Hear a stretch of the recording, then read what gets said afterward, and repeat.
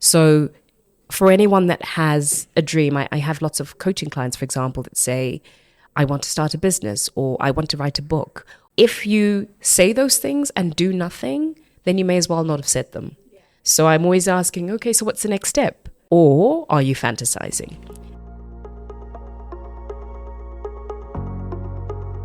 Welcome to Zamara Podcast, your gateway to financial literacy and well-being.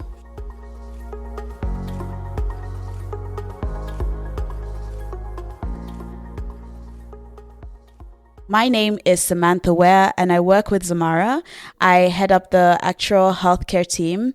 And it's a pleasure to be here this morning. On this podcast, we explore the journeys of leaders, change makers, and innovators in various sectors. Today, we have the incredible Marjorie Ngwenya with us, a trailblazer in the financial world, a former president of the Institute and Faculty of Actuaries, and an external member of the Bank of England's Prudential Regulation Committee. Marjorie, thank you for joining us today. We're excited to dive into your journey of leadership, professional growth, and the powerful mindset you've cultivated over the years. Welcome.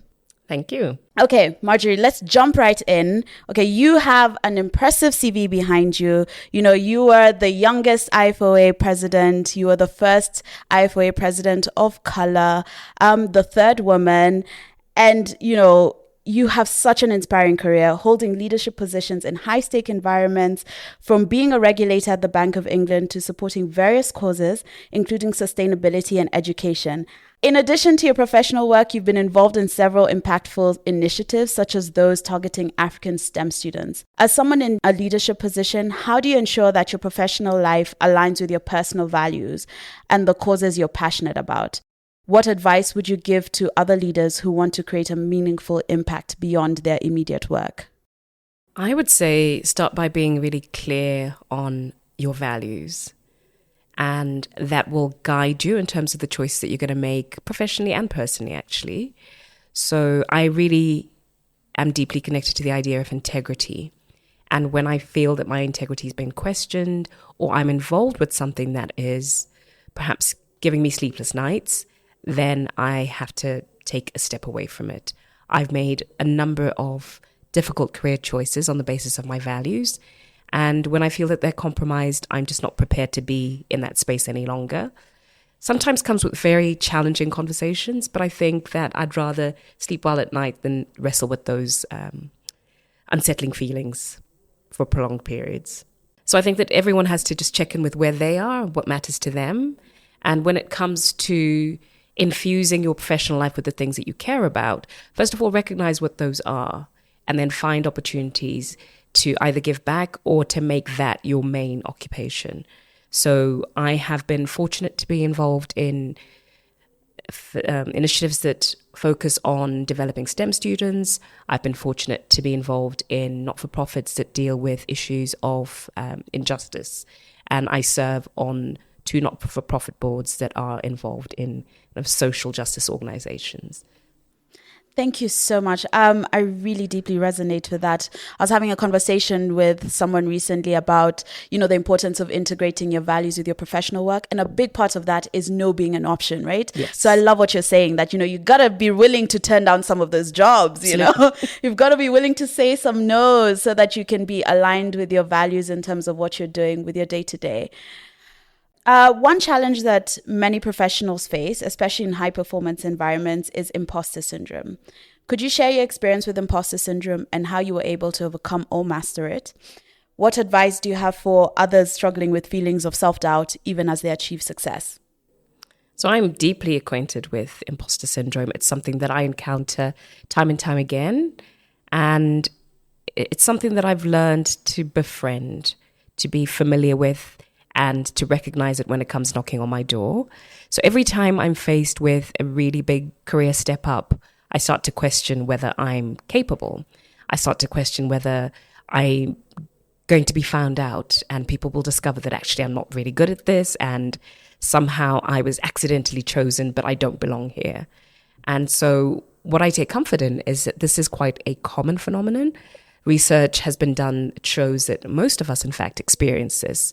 And it's something like 80% of people in any given room are probably experiencing some kind of feeling of imposter phenomenon.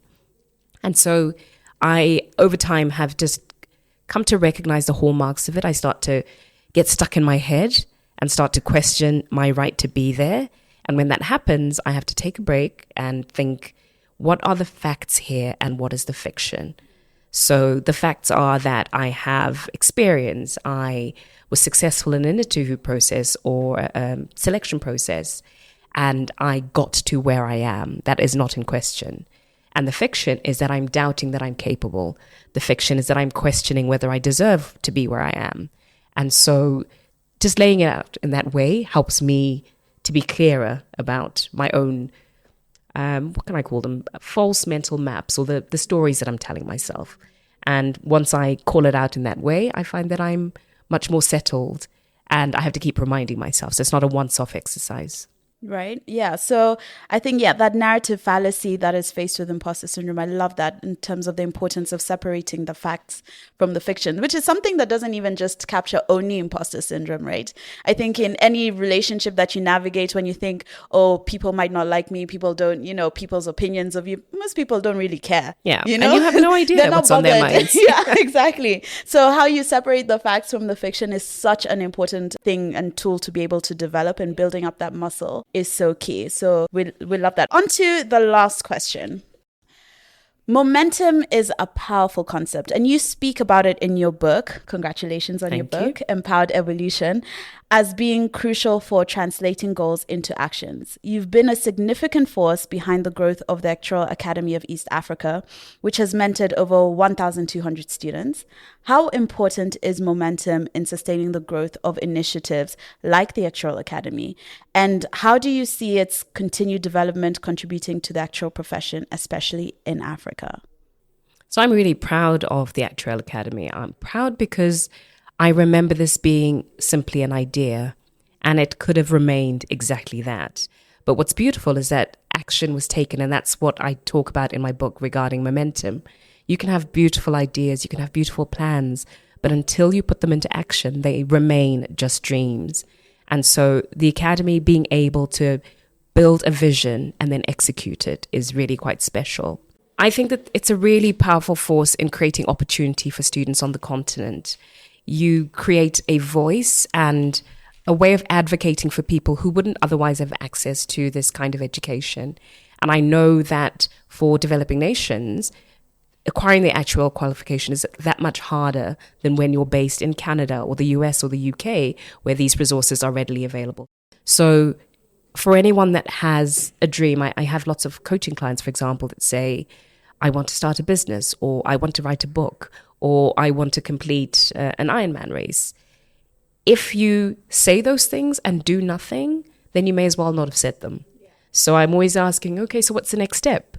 So if you want to start a business, have you thought about what is the market need that you're trying to fill? Have you thought about your target customer? Have you thought about your startup capital? Have you thought about how you're going to transition from your current job to doing this full time? Have you laid out some kind of roadmap that makes this reality? Or are you fantasizing? Because many of us can do that very, very well. Right. Everyone loves to dream. Okay. And I actually, the reason I started vision boarding was because I had all the potential to be just a dreamer. Okay. And so I started vision boarding to hold myself accountable, and I'd allocate like accountability partners for everything, because otherwise, I'm not much. I love the dream. I love the vision. Yeah. I don't love the admin of getting towards that vision. Not many do. Right. So I, learning how to kind of resource yourself with people who can also help you build that vision into a reality is so important. I listened to a podcast, and, Adam Grant was talking about that, like this fallacy narrative that we build in our minds, that we say, for example, even with investing, right? So people will be like, and I've said this before because I knew about Bitcoin in 2012 when I was in university and when I was doing interviews for jobs and internships, and I would be like, oh yeah, Bitcoin, cryptocurrency, but I never invested, right? I talked about it, I never invested. So sometimes I'd be like, you know how rich I would be if I just focused as a student and put like 20 pounds, but Adam Grant talks about this narrative fallacy that we have in our heads that we would have been that person who would have done. But actually, most people don't actually realize their vision into reality. So it's not true. Like the magic happens in the people who are able to do, not in the people who are able to think about. Most people are thinking about these visions and dreams. Absolutely agree. Yeah. Yeah. So surround yourself with implementers. For those of you who might be dreamers like myself, that is the recommendation. Not everyone is great with the admin and the planning, but you can find someone who will help you realize that vision and keep the momentum going. Thank you so much for tuning in today onto this podcast. Marjorie, it's been a pleasure learning from your insights today, from leadership and growth to overcoming challenges and creating momentum.